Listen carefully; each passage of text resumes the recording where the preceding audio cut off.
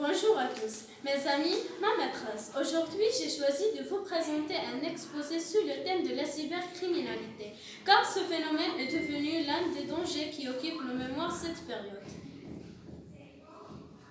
Alors, mes sommaires sont les suivants. Premièrement, la définition, bien sûr, puis l'éthique de la cybercriminalité. Et enfin, je vais vous présenter comment vous protéger contre la cybercriminalité.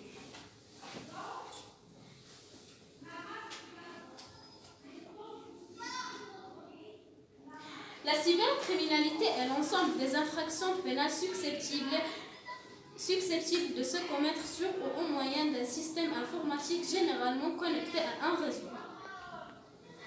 Voici quelques exemples des attaques d'Internet. Les types de la cybercriminalité. Extorsion de fonds. Savez-vous c'est quoi extorsion de fonds? Non. Alors je vais vous expliquer. Extorsion de fonds, c'est-à-dire l'action d'obtenir de force de quelqu'un.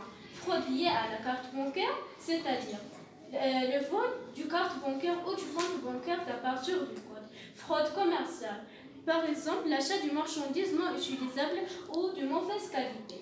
Abus de confiance et escroqueries diverses, par exemple le vol du compte personnel, du tournement du mineur, par exemple le vol et la malutilisation de photos du mineur, la violence contre les mineurs. Usurpation d'identité, c'est-à-dire l'utilisation de CIN des autres personnes pour de mauvaises raisons.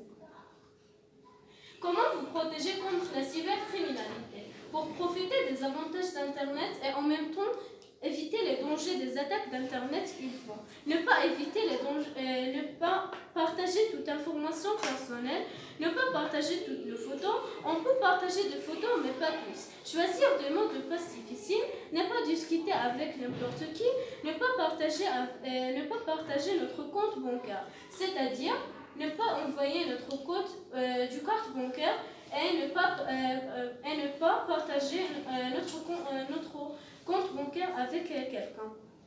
Et enfin, ne pas acheter en ligne sans garantie.